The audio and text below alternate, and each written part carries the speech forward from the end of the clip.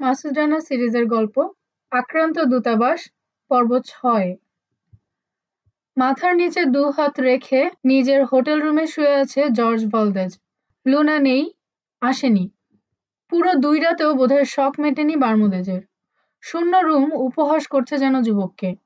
চোখ ঘুরিয়ে মাঝে মধ্যে মেয়েটার জিনিসপত্র প্রসাধনী দেখছে সে, আবার ডুবে যাচ্ছে নিজের চিন্তায়। ২ দিন পর আজ আবার সাপ্লাই ট্রাক গিয়েছিল সকালে এবং প্রথম সুযোগেই চলে এসেছে সে। বাইরে আবহাওয়া বেশ খারাপ, আরো খারাপ হতে পারে। আসার পথে মনে দুরাশা জেগেছিল, হয়তো এসে লুনাকে দেখতে পাবে, হয়তো ওর জন্য পথ চেয়ে বসে আছে। মিথ্যে, ফেরেনি লুনা, আর ফিরবেও না। ভলদেজ বুঝে ফেলেছে ও অন্য জাতের মেয়ে। ওদিকে ডেন্টনের মুখ খোলাতে ব্যর্থ হয়েছে, এদিকে বান্ধবীকে ধরে রাখতে। ২ ব্যর্থতা মিলে বেসামাল করে তুলেছে ভলদেজকে। কিছুই ভালো লাগছে না। রাষ্ট্রদূতের পেছনে আর সময় নষ্ট করে লাভ নেই। জানে এত বড় ধাক্কায়ও যখন কাবু হয়নি মানুষটা, আর সে চান্স নেই। কাজেই ওখানে আর যাচ্ছে না ও। ভাবছে কাল সড়ক পথে মানাগুয়া যাবে, তারপর ওখান থেকে প্লেন ধরে হাভানা ফিরে যাবে। কিন্তু কি নিয়ে যাবে সে? এই চেহারা নিয়ে কি করে দাঁড়াবে সে ফিদেলের সামনে? কি কৈফিয়ত দিবে ব্যর্থতার? তাকে গিয়ে বলবে মানুষটার উপর অনেক বড় অবিচার করা হয়েছে অতীতে, তার জীবন ধ্বংস করে দেওয়া হয়েছে, তাই আর নতুন করে কষ্টের বোঝা চাপাতে পারেনি সে তার ওপর। আমার ব্যর্থতা বা দুর্বলতা যাই হোক, আপনি ক্ষমা করে দিন, যা খুশি শাস্তি দিন আমাকে, তবু তাকে ছেড়ে দিন, দয়া করে রেহাই দিন। দরজা খোলার শব্দে ঘুরে তাকালো ভালদেজ। লুনা?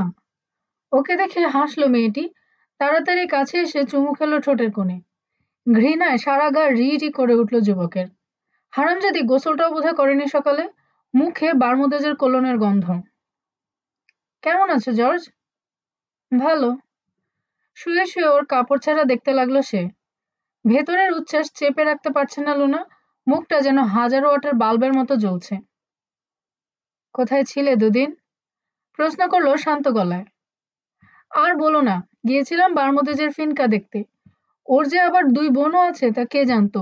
মেয়ে দুটো কিছুতেই ছাড়লো না, জোর করে ধরে রাখলো। তা বটে, মনে মনে বলল যুবক। ওর শব্দটা কান এড়ায়নি। তোমার গালে মেয়েদের পারফিউমের গন্ধই পেয়েছি মনে হলো। আচ্ছা, তাই নাকি? হ্যাঁ সত্যি, ফিনকা বটে বারমুদেজের, দেখার মতো। সমস্ত ফার্নিচার স্পেন থেকে আনানো, টাইলস ইটালি থেকে, আর প্রত্যেকটা দরজার হাতল পর্যন্ত অ্যান্টিক।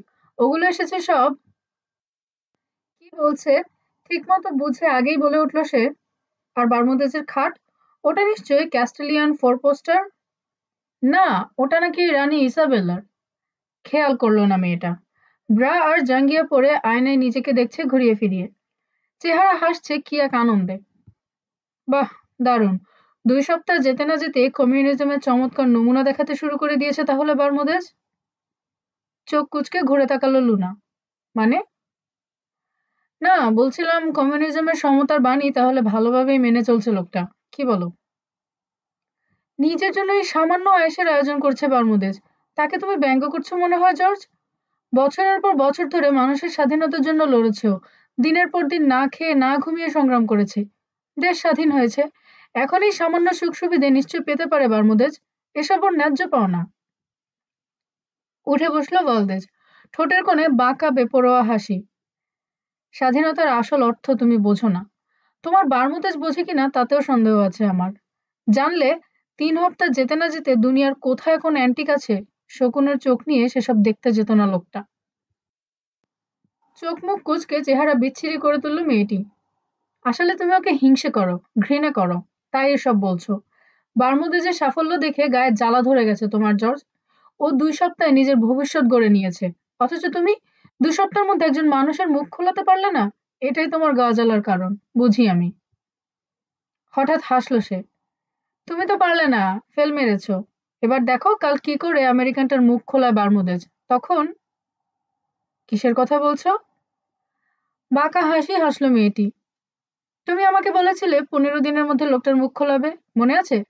আজ তার শেষ দিন। আজ যদি তুমি কাজ শেষ করতে না পারো, বারমুদেজ ফম্বনাকে দিয়ে যে করে হোক কাল তার মুখ খোলাবে। আড়ষ্ট হয়ে গেল যুবক মুহূর্তের মধ্যে। পরক্ষণে দেহের সমস্ত রক্ত গরম হয়ে ভো ভো করে মাথার দিকে ছুটল। বারমুদেজ টাইম লিমিটের কথা জানলো কি করে? আমি বলেছি। ফিদেলের কাছেও কৃতজ্ঞ। কাজটা করতে পারলে? তুমি বলেছ? হ্যাঁ, নিশ্চয়ই। আমি ফেল হলে ফম্বনাকে দিয়ে বুড়ো মানুষটাকে টর্চার করবে সে? কি ব্যাপার, তুমি মনে হচ্ছে কষ্ট পেলে কথাটা শুনে? হাসি আরো বেঁকে গেল লুনার। বুড়ো মানুষটার জন্য মায়া হচ্ছে নাকি? আমাদের ভেতরের কথা তোমার ওকে বলা ঠিক হয়নি লুনা, শান্ত গলায় বলল ভালদেজ। খুব অন্যায় করেছো তুমি। হ্যাঁ, তা তো বলবেই। নিজের ব্যর্থতা চোখে পড়ে না, পরে কেবল অন্যের দোষ, অন্যের সাফল্য। গায়ে মাখল না ও। কথা বের করার জন্য খোঁচা মেরে উস্কে দিল। ফম্বনা কিভাবে কাজটা করবে শুনি? টর্চার করে, আবার কিভাবে? যত খুশি টর্চার করবে, অথচ কোনো চিহ্ন থাকবে না তার। তারপর কাজ হয়ে গেলে ইঞ্জেকশন দিয়ে মেরে ফেলা হবে লোকটাকে। যুবককে চোখ বড় বড় করে তাকিয়ে থাকতে দেখে হাসল নুনা। হ্যাঁ, বিশেষ ইঞ্জেকশন। মনে হবে হার্ট অ্যাটাক করে মারা গেছে। পৃথিবীর সেরা ডাক্তাররাও টের পাবে না কিছু, বুঝলে? এত কথা বারমুদেজ বলেছে? হ্যাঁ, মাথা ঝাঁকালো সে। ও তোমার মতো বোকা নয়, অনেক চতুর। বহুদূরের ভবিষ্যৎ দেখতে পায়। বুদ্ধিমান। কাজের বেলায়ও, বিছানাতেও। মনে মনে তৈরি হলো ভালদেজ, এইবার লুনা অধ্যায়ে রীতি টানতে হয়। মাঝখানের ব্যবধান অনুমানে মেপে সন্তুষ্ট হলো। ভাবছি, এত বুদ্ধিমান মানুষটাকে ফেলে আসার কি দরকার ছিল তোমার? ওর সাথে থেকে গেলেই পারতে। আমি থাকবো বলে আসিনি, বুঝলে? এসেছি আমার জিনিসপত্র নিয়ে যেতে। সকালে চলে যাব আমি, আর আসবো না কোনোদিন। কিন্তু এখনই যাচ্ছ কি করে? আগের চেয়েও শান্ত গলায় বলল সে। তোমার সাথে যে আমার দেনা পাওনার কিছু হিসেব এখনো বাকি আছে। কিসের কথা? চোখ কুঁচকে উঠল মেয়েটির। ওই যে, হাসল যুবক, সেদিন বলেছিলাম না, তোমাকে যাতে পস্তাতে হয় সে ব্যবস্থা আমি করব, সেই কথা। দ্রুত পিছিয়ে যেতে চাইল লুনা, কিন্তু পারল না। হিসেব আগেই করা ছিল। চট করে এক পা বাড়িয়ে ওর পায়ের পাতা মারিয়ে ধরল ভালদেজ। পরক্ষণে বিদ্যুৎ খেলে গেল তার দেহে। ডান হাতে লুনার সোলার প্লেক্সাসে ভয়ঙ্কর এক ঘুষি মেরে ওর চেঁচানোর উপায় রুদ্ধ করে দিল। তারপর আরেক ঘুষিতে বরবাদ করে দিল সুন্দর নাকটা। গলা চেপে ধরে ল্যাং মেরে ফেলে দিয়ে তার বুকের উপর চেপে বসল যুবক। হিপ পকেট থেকে 4 ইঞ্চি তীক্ষ্ণধার ব্লেডের ছুরি বের করে জায়গা বেছে ঘ্যাজ ঘ্যাজ করে পোঁচ মেরে চলল সুন্দর মুখটার সর্বত্র। সর্বশক্তিতে ওর মুঠো থেকে ছাড়া পাওয়ার মরিয়া সংগ্রাম করেও ব্যর্থ হলো লুনা। ভালদেজ গলা বজ্র মুঠিতে চেপে ধরে রাখায় ঠিকমতো গঙ্গাতেও পারল না। শেষ কাজটা কনুই দিয়ে সারল যুবক। ধাই করে মেরে দুই পাটির সামনের 4-5টা দাঁত ভেঙে দিল। এবার হয়েছে। প্রায় অজ্ঞান, রক্তাক্ত লুনাকে ছেড়ে হাঁপাতে হাঁপাতে উঠে পড়ল। বিড়বিড় করে বলল, রূপের খুব অহংকার ছিল তোমার। সব শেষ করে দিয়েছি আজ। যাও এবার নাগরের কাছে। সুস্থির হয়ে গায়ে শার্ট চড়ালো সে। ফাইল তুলে নিয়ে শেষবারের মতো তাকালো লুনার দিকে। অল্প অল্প নড়ছে, জ্ঞান ফিরছে বোধহয়। ওর চেহারা দেখে নিজেরই খুব আফসোস হলো। চেনার কোনো উপায়ই নেই। ক্ষত একদিন শুকাবে ঠিকই, কিন্তু দাগ থেকে যাবে আজীবন। নকল দাঁত আর বাঁকা নাক আয়নায় দেখতে লুনারও নিশ্চয় মন চাইবে না। ডাইরেক্টরি ঘেটে অ্যাম্বুলেন্সে ফোন করলো ভালদেজ। তারপর বেরিয়ে পড়ল। কম্পাউন্ডে যাওয়ার ইচ্ছে ছিল না, কিন্তু অন্তত আরেকবার যেতেই হবে। কিউবানের মুখের দিকে তাকিয়ে থাকলেন ডেন্টন। দুদিন পর সকালে গিয়ে আবার রাতে ফিরে আসবে, ভাবেননি। চেহারাও কেমন যেন লাগছে ওর। অসুস্থ নাকি? কি হয়েছে জর্জ? চমকে মুখ তুলল সে। জর্জ? বাহ, কি সুন্দর করে ডাকলো ওকে মানুষটা, ঠিক বাবার মতো।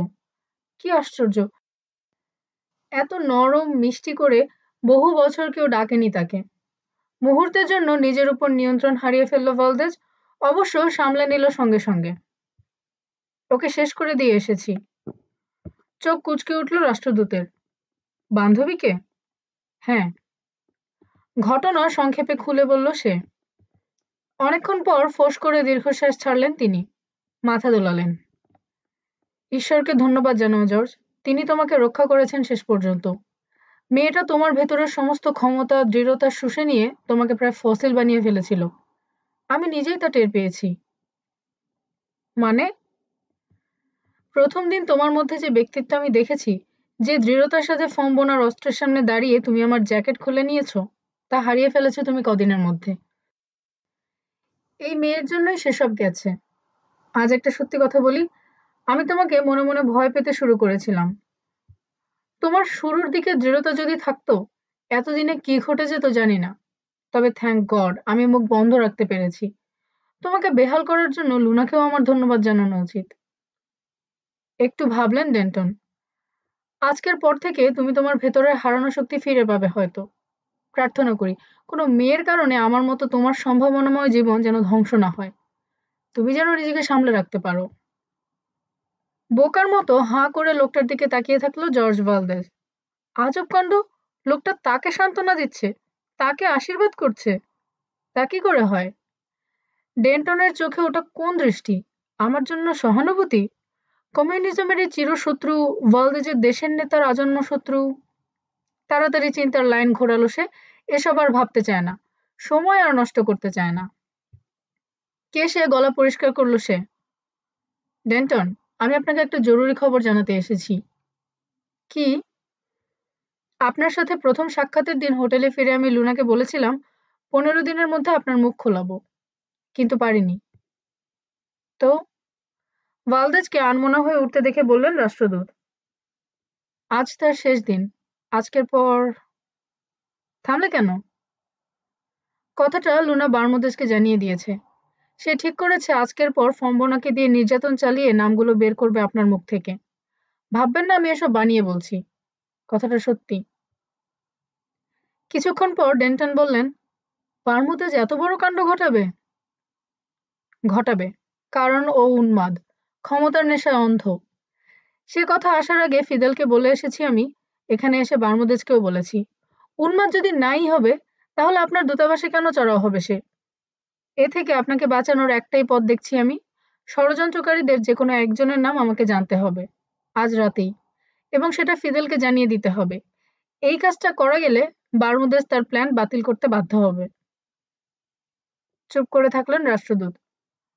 ফম্বনা আপনাকে টর্চার করবে, কিন্তু দেহে তার কোনো চিহ্ন পড়তে দেবে না। কাজ শেষ হলে ইনজেকশন দিয়ে মেরে ফেলবে আপনাকে। বিশেষ ড্রাগ, দেখে মনে হবে হার্ট অ্যাটাকে মারা গেছেন। চোখে চোখে তাকালো যুবক। ডেন্টন, আমি মিথ্যে বলছি না। ভাববেন না চালাকি করে নাম বের করতে চাইছি। বিশ্বাস করুন, সত্যি কথা বলছি আমি। অন্তত একটা নাম না পেলে এই বিপদ থেকে আপনাকে বাঁচাতে পারবো না আমি। ছেলেটার চোখ বলছে ও সত্যি কথাই বলছে, মিথ্যে নেই ওর মধ্যে। ভয় পেলেন ডেন্টন। মুহূর্তের জন্য জিভের ডগায় এসেও পড়ল দুটো নাম, কিন্তু শেষ মুহূর্তে সামলে নিয়ে মাথা দোলালেন। দুঃখিত জর্জ, আমি বলবো না। আশ্চর্য, রাগলো না ভালদেজ। চিন্তিত ভঙ্গিতে মাথা দোলালো কেবল, তারপর ডুবে গেল আরো গভীর কি এক চিন্তায়। ডেন্টনও তার ভবিষ্যৎ চিন্তায় মগ্ন হয়ে পড়লেন। দৈহিক নির্যাতনে কি পরিমাণ কষ্ট হবে কল্পনা করতে লাগলেন। ঠিক আছে, হঠাৎ নড়ে উঠল যুবক। ওরা যাতে আপনাকে টর্চারের সুযোগ না পায়, আমি তার ব্যবস্থা করছি। কি করে? আমাদের সন্দেহের তালিকায় 2 বিশ্বাসঘাতকের নাম আছে, সামারিবা আর পিনেদা। আপনি ওদের নাম বলেছেন জানিয়ে ফিদেলকে রাতেই কোডেড মেসেজ পাঠিয়ে দেব। চেহারা নির্বিকার রাখার যথাসাধ্য চেষ্টা করলেন রাষ্ট্রদূত। একটা নাম ঠিকই বলেছে ভালদেজ। তারপর? বলবো ওদের অ্যারেস্ট করতে, আমি না আসা পর্যন্ত অপেক্ষা করতে। ফিদেল তা করবেন। আমি ফিরে গিয়ে কদিন ওদের ইন্টারোগেশনের ভান করব। তারপর? তারপর? তারপর আপনার মুক্তির খবর পেলে তাকে সত্যি কথা বলবো। তারপর যা হয় হবে, কেয়ার করি না।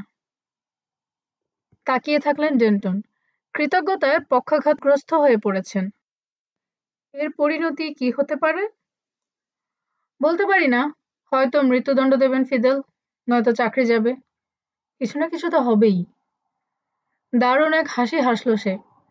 আর যদি আত্মপক্ষ সমর্থনের সুযোগ পাই, শ্রাগ করল, আমি একজন ব্রিলিয়ান্ট লয়ার, ইউনো। অসহায় হয়ে পড়লেন রাষ্ট্রদূত। ছেলেটা তাকে বাঁচাতে নিজের জীবন ধ্বংস করে দিচ্ছে। ওর জন্য কিছু একটা না করলে চরম অন্যায় হবে। জর্জ, তুমি চাইলে আমার দেশে চলে এসো। ওখানে নতুন জীবন। ধন্যবাদ। আবার হাসল সে। পরিণতি যাই হোক, আমি আমার দেশ ছেড়ে কোথাও যাব না। আমার দেশ গরিব, কিন্তু ওখানকার আকাশ বাতাস মাটি আমার খুব প্রিয়। দরজায় নখ শুনে ঘুরে তাকালো। এসো। ওটা বার্থেজ, জানে সে। আধ ঘন্টা আগে তাকে ডেন্টনের জন্য sirloin steak, French fried potato, deep fried onion ring আর এক বোতল ভিন্টেজ ওয়াইন নিয়ে আসার নির্দেশ দিয়েছিল সে। বড় এক ট্রে নিয়ে ভেতরে ঢুকলো ছেলেটা। ডেন্টনের সামনে সাজিয়ে রাখলো সব। তাড়াতাড়ি বেরিয়ে গেল। খাবার দেখে অবিশ্বাসে চোখ কপালে উঠল রাষ্ট্রদূতের। ঠোঁট চাটলেন।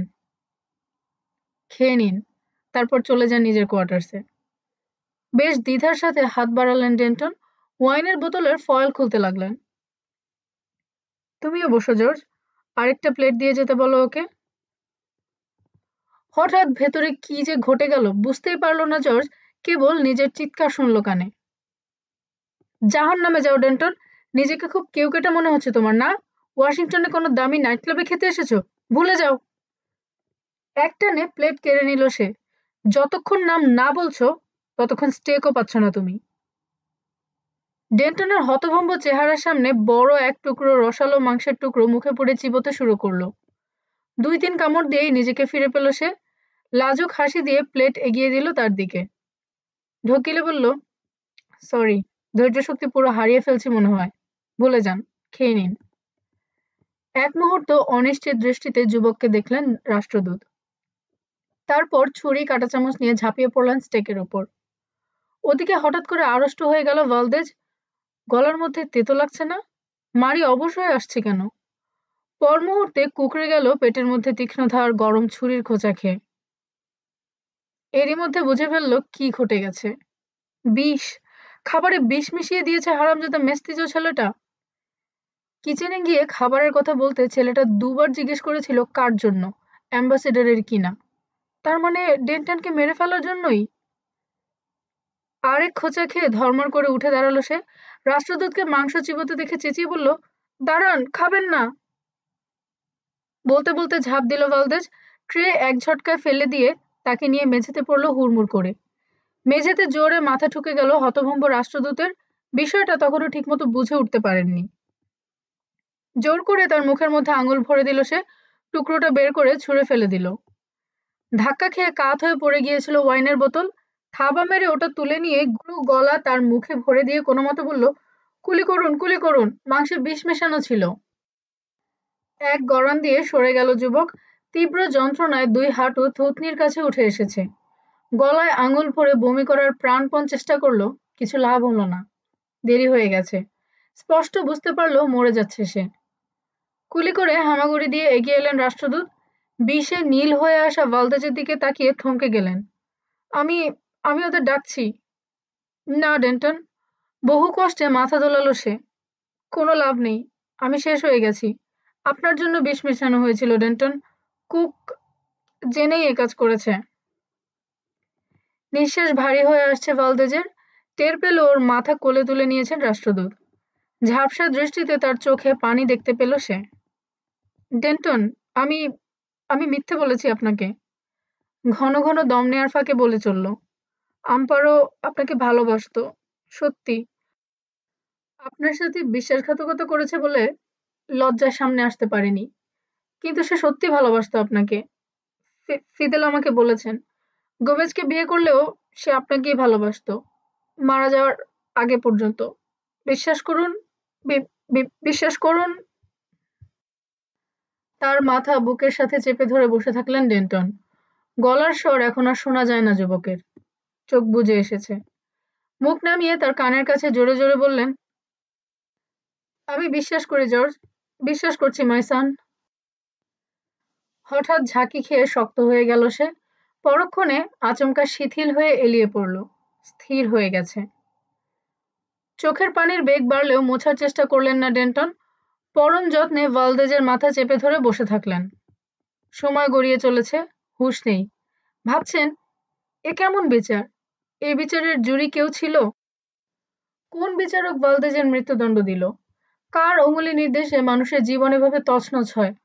70 বছরের জীবনে 2 বার দুজনের ভালোবাসার বাঁধনে বাঁধা পড়েছিলেন ডেন্টন। খুব অল্প সময়ে তাতে দুজনকেই ছিনিয়ে নিয়ে যাওয়া হলো। কেন? এ কেমন অবিচার? দরজায় কারো সাড়া পেয়ে মুখ তুললেন তিনি। খোলা দরজায় একটা মুখ দেখা দিয়ে অদৃশ্য হয়ে গেল। চিৎকার শোনা গেল বাইরে। ১ মিনিটের মধ্যে হুড়মুড় করে ভেতরে ঢুকলো ফম্বনা, পেছনে আরো অনেকে। কি হয়েছে? জবাব দিলেন না তিনি। ফম্বনাও সময় নষ্ট করল না। কয়েকজনকে ভালদেজের মৃতদেহ বের করে নিতে বলল। কিন্তু সহজ হলো না কাজটা। ডেন্টন তাকে চেপে ধরে আছেন। ওরা যত টানে তিনিও তত শক্ত করে আঁকড়ে ধরেন। অনেক কষ্টে ছিনিয়ে নিল ওরা কিউবানকে। ফম্বনা তার চুল মুঠো করে ধরে টেনে নিয়ে চলল সেলের দিকে। ব্যথায় চেঁচিয়ে উঠলেন রাষ্ট্রদূত। কাল চেঁচিও, পিগ! ধাক্কা দিয়ে তাকে ভেতরে ঢুকিয়ে দিয়ে বলল লোকটা, যত খুশি চেঁচিও। নিমিজ ১৭তম দিন শেষ হয়ে রাত নেমেছে। ওলগা এখনো প্রায় একই গতিতে বইছে। বাতাসের বেগ সামান্য কমেছে আজ। পূর্বাভাস বলছে আরো অন্তত ৪৮ ঘন্টা চলবে এই অবস্থা। অ্যাডমিরালের সি কেবিনে বৈঠকে বসেছে সেদিনের সবাই। মাসুদ রানার সামনে একটা মেসেজ পড়ে আছে। আজ দুপুরে ওটা পাঠিয়েছে বট্টিসেলি।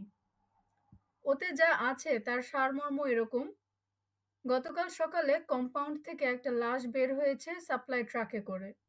মর্গে খোঁজ নিয়ে জানা গেছে ওটা সেই কিউবান যুবকের লাশ। মৃত্যুর কারণ বিষক্রিয়া। খাবারের সাথে খাঁটি নিকোটিন মিশিয়ে দেওয়া হয়েছিল। বার্থেস ৩ দিন ধরে ভেতরেই আছে, বের হতে দেওয়া হচ্ছে না। কাজটা ওরই, কোনো সন্দেহ নেই। তবে স্যান্ডলারের দুর্ভাগ্য যে মরেছে অন্য কেউ। রাষ্ট্রদূত এখনো গার্ড হাউসে। লাশটা মর্গে পৌঁছে দিয়েছে ফম্বনা। ওখান থেকে বেরিয়ে পুলিশ ব্যারাক থেকে এল আরবাজো নিয়ে কম্পাউন্ডে ফিরে গেছে। গার্ড হাউসে ঢোকানো হয়েছে ওটাকে। ফম্বনাকে বেশ হাসি খুশি দেখাচ্ছে। হাতে হাতে ঘুরে কাগজটা নেতিয়ে পড়েছে। সিগারেটের ভাসমান হালকা ধোঁয়ার ভেতর দিয়ে ওটার দিকে একদৃষ্টে তাকিয়ে আছে রানা, ভুরু কোঁচকানো। তারপর কি? আলোচনার সূত্র ধরে বলে উঠলেন অ্যাডমিরাল হ্যামিল্টন। যদি ওখানে পৌঁছার আগে অর্ধেক শক্তি কমে যায়, কি করবে তখন? জবাব দেওয়ার আগে অ্যালেন ও নিউম্যানের দিকে এক পলক তাকালো রানা। যদি ১০ জনও পৌঁছাতে পারি কম্পাউন্ডে, তাহলে কাজ সেরে ফিরবো আমরা। যদি তা না পারি, ফিরে আসার চেষ্টা করব। উল্টো বাতাস ঠেলে, বলল নিমিজের বিস্মিত ক্যাপ্টেন। শাক করল ও। যদি সম্ভব হয়। বাতাসের বেগ আজ একটু কম আছে, মনে হয় পারা যাবে। কিন্তু যদি সম্ভব না হয়? প্রশ্ন করলেন উদ্বিগ্ন হ্যামিল্টন। না হলে কি ঘটবে এক একজন এক এক রকম অনুমান করছে দেখে নিউম্যান নড়ে উঠল। না হলে সাগরে ল্যান্ড করবেন, রাইট বস? হ্যাঁ, বলল রানা। ১০ জনের কম হলে কম্পাউন্ডে পৌঁছার ১ মিনিট আগে রেডিও সাইলেন্স ব্রেক করব আমরা, তারপর ব্যাক করব। অথবা, ঝুঁকে এলেন হ্যামিল্টন। কি?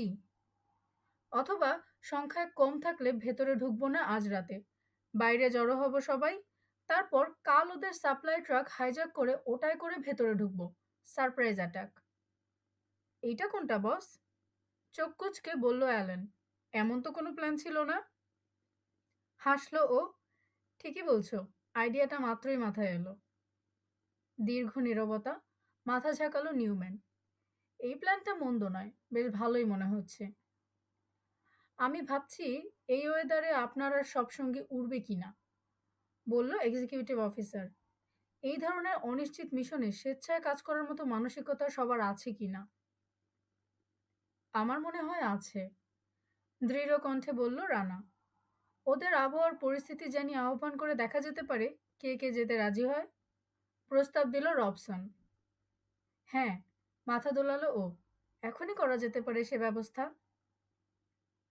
আজ ওরা যাবে সে ব্যাপারে বিন্দুমাত্র সন্দেহ নেই।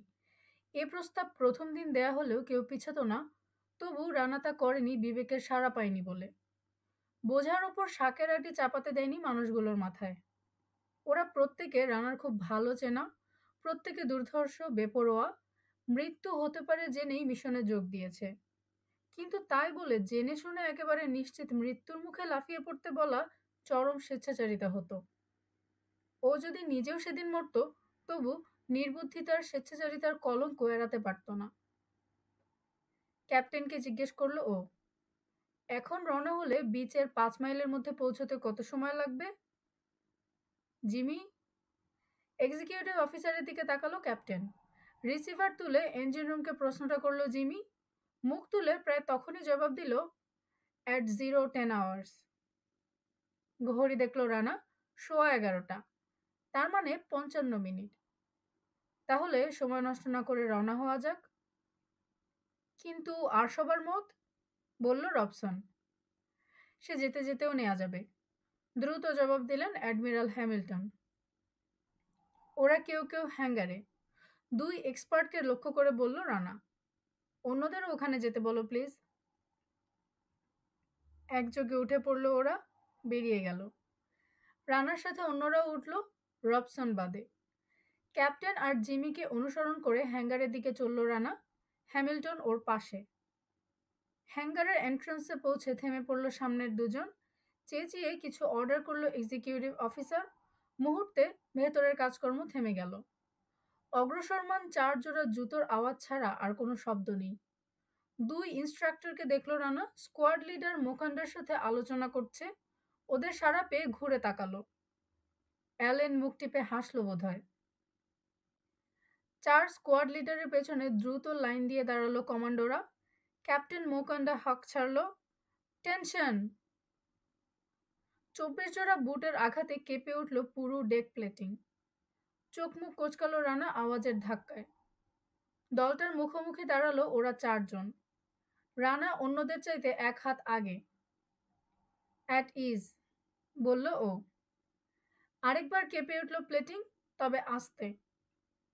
একে একে সবার উপর নজর বুলিয়ে নিল রানা। নানান আকারের ওরা, বিভিন্ন রঙের, সাদা, কালো, তামাটে। তবে অভিব্যক্তি সবার এক, কঠোর, প্রশ্নবোধক। শান্ত গলায় লোকগুলোকে আবহাওয়ার সর্বশেষ খবর জানালো ও।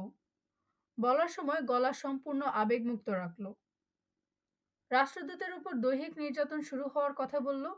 অন্য জিম্মিদের অবস্থা সম্পর্কে কিছু জানা যায়নি, তাও। এরপর বাকিটা নিমিজের এক্সিকিউটিভ অফিসারের উপর ছেড়ে দিয়ে পিছিয়ে এলো। 1 পা এগিয়ে এই আবহাওয়ায় রওনা হওয়ার বিপদ, মৃত্যুর আশঙ্কার কথা জানালো সে। এই পরিস্থিতিতে কেউ যদি যেতে না চায়, বলল লোকটা, তা নিয়ে কাউকে কোনো প্রশ্নের মুখোমুখি হতে হবে না। তাকে ভীরুও ভাববে না কেউ। যাওয়া না যাওয়ার সিদ্ধান্ত স্বাধীনভাবে নেওয়ার ক্ষমতা প্রত্যেকের আছে, ইত্যাদি ইত্যাদি। যত নিশ্চিতই থাকুক, তবু কিছুটা শঙ্কিত না হয়ে পারল না রানা। কয়েকজনকে জিজ্ঞাসু দৃষ্টিতে ওর দিকে তাকাতে দেখে ভান করলো খেয়াল না করার। স্যার, স্বভাবসুলভ চড়া গলায় বলল মুকান্ডা। মেজর মাসুদ রানার কি মত জানতে পারি? হাসলো অফিসার। শিওর, মেজর স্বেচ্ছায় যেতে আগ্রহী। মুখ ঘুরিয়ে রানাকে দেখল সে। পরক্ষণে বাজখাই গলায় কমান্ড করল, টেনশন। পালিত হলো নির্দেশ। একটু বিরতি দিয়ে আবার বলল সে, যারা স্বেচ্ছায় মিশনে যেতে আগ্রহী তারা 1 পা সামনে বাড়ো। মুহূর্তের জন্য দম আটকে থাকলো রানার। পরক্ষণে স্বস্তির নিঃশ্বাস ছাড়ল 24টা বাঁ পা 1 কদম সামনে এগুলো দেখে। 24টা ডান পা পর মুহূর্তে উপরে উঠে সজোরে আছড়ে পড়ল বিকট শব্দে। থরথর করে কেঁপে উঠল ডেক। এমন নিখুঁত টাইমিং আর শৃঙ্খলার সাথে ঘটল ব্যাপারটা যে প্রত্যেকের তাজ্জব হয়ে গেল। কোনো ড্রিল সার্জেন্ট রোজ 10 ঘন্টা করে পুরো 1 মাস ড্রিল করালেও এত চমৎকার মুভমেন্ট পুরো রেগুলার কোনো ইউনিটের কাছ থেকে আদায় করতে পারত বলে মনে হয় না। মূর্তির মতো দাঁড়িয়ে আছে 24 অকুতোভয় কমান্ডো। তাদের 24 জোড়া চোখ সোজা সামনে স্থির। গর্বে বুক ফুলে উঠল ওর। আবেগে আক্রান্ত হলেন অ্যাডমিরাল। অদ্ভুত চোখে রানার নির্বিকার মুখের দিকে তাকালেন। স্বস্তি, গর্ব, স্নেহ এবং আরও কী সব যেন আছে তার দৃষ্টিতে। ঢোক গিলল ও। ক্যাপ্টেন আর এক্সিকিউটিভ অফিসারের দিকে তাকালো। পরস্পরের মুখ চাওয়াচাওয়ি করছে তারা। দুজনেরই হতভম্ব চেহারা। প্রথম জন আপন মনে মাথা দোলালো, আর চোখে রানাকে দেখে নিল অন্যজন। গলায় জমে থাকা আবেগ কেশে পরিষ্কার করল। কোনো সন্দেহ নেই, তোমাদের কমান্ডিং অফিসার তোমাদের নিয়ে গর্বিত। আমরাও গর্বিত। তোমাদের প্রত্যেকের জন্য আমাদের শুভেচ্ছা থাকলো। Good luck. Go head major. হেসে রানার পিঠে মৃদু চাপড় মারল লোকটা। Great job. আনবিলিভেবল। নিউম্যান নিচু গলায় কিছু বলল রানাকে। মাথা ঝাঁকিয়ে শাড়ির দিকে তাকালো ও। এক পা এগিয়ে ঘড়িতে চোখ বোলালো। ওকে, পরিস্থিতির কারণে সময় এগিয়ে আনতে হয়েছে, আর ৩৫ মিনিটের মধ্যে ফ্লাই করতে হবে আমাদের।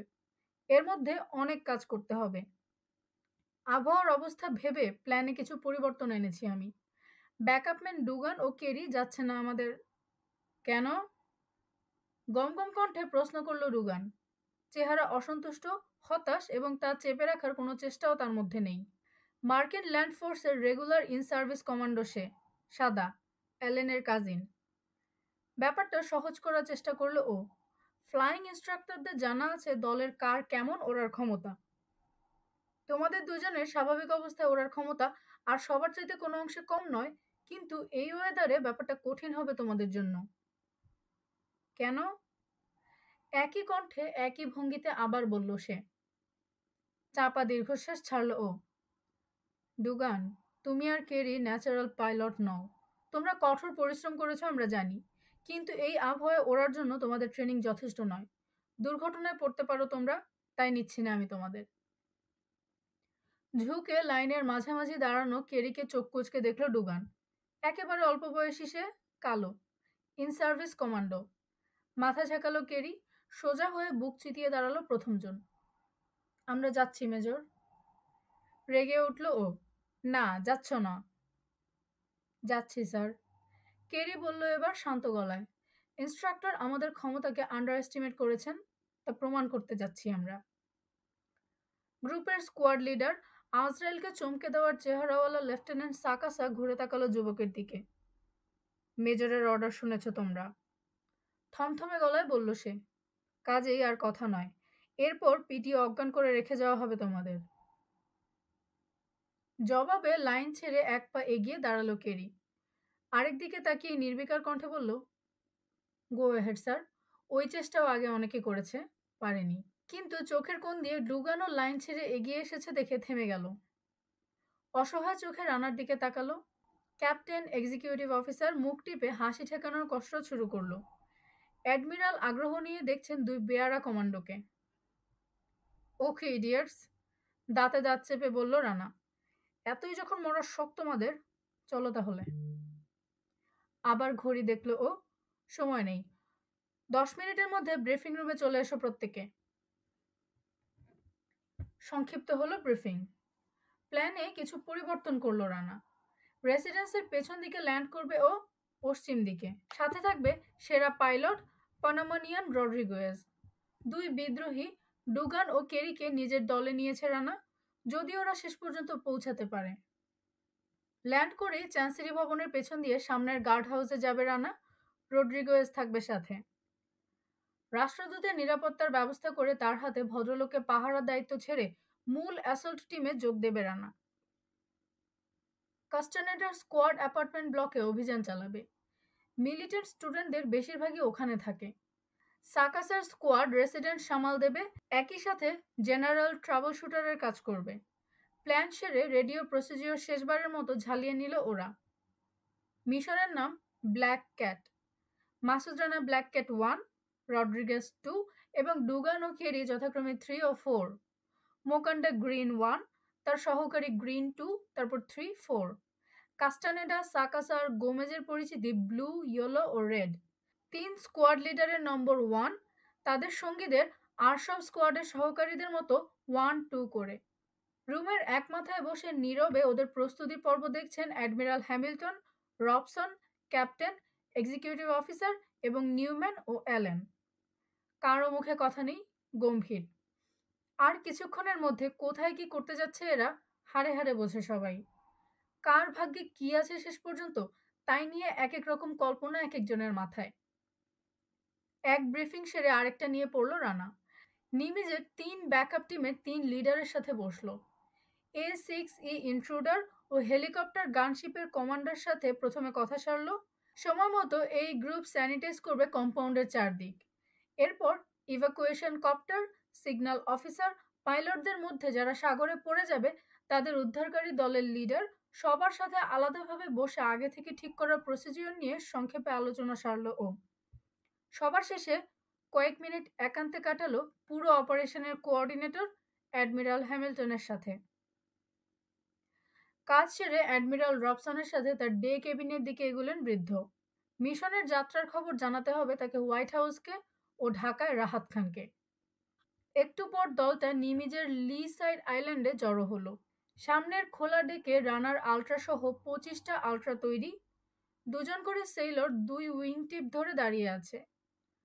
দমকা বাতাসে প্রজাপতির পাখার মতো কাঁপছে ওগুলো। কমান্ডোরা জোড়ায় জোড়ায় দাঁড়িয়ে একজন অন্যজনের ইকুইপমেন্টস চেক করতে লেগে গেল। চতুর্দিকে একঘেয়ে আওয়াজ উঠছে। নাইফ চেক, স্টোন গ্রেনেড 4টা চেক, ফ্লেয়ার গ্রেনেড 4টা চেক, ফ্ল্যাগমেন্টেশন গ্রেনেড 4টা check, SMG safetied check check, suppressor check, magazine 6টা check, helmet transmission off check, handcuff leg cuff 5 and 5 check check, ডিঙি চেক। সবার আগে দাঁড়িয়ে নিজেই নিজেরগুলো চেক করলো মাসুদ রানা। কাজ ছেড়ে পেছনে তাকালো। হঠাৎ করে নিজেকে নিঃসঙ্গ মনে হলো ওর। হিমালয় সমান নিমিজের বো সামনের সব আড়াল করে রাখলেও ক্যারিবিয়ানের ক্রুদ্ধ গর্জন চেপে রাখতে পারেনি। জাহাজের সুপারস্ট্রাকচারে বাড়ি খেয়ে উন্মত্তের মতো ঘুরপাক খাচ্ছে ওলগা। বিকট গো গো আওয়াজ করছে। শিউরে উঠল রানা। সামনের গাঢ় কালো অন্ধকারের দিকে তাকিয়ে বড় একটা ঢোক গিলল। কোথায় চলেছে ও এতগুলো মানুষকে নিয়ে? কি আছে আজ ভাগ্যে? পরক্ষণে 7 বাংলাদেশি সহ অন্য ছাত্রদের কথা খেয়াল হতে চোয়াল দৃঢ় হয়ে উঠল। রাষ্ট্রদূত, অসহায় অন্য সব জিম্মি, নারী শিশুদের কথা, এল আরবাজের কথা ভেবে দৃঢ় প্রতিজ্ঞ হলো মনে মনে। নিজেকে নিজে অভয় দিল। বাতাসের কথা ভুলে যাও, খ্যাপা সাগরের কথাও ভুলে যাও, ও কিছু নয়। এসবের চাইতে অনেক বড় বাধাও তোমার অগ্রগতি ঠেকাতে পারেনি কোনোদিন। শিশুদের কথা, মেয়েদের কথা চিন্তা করো।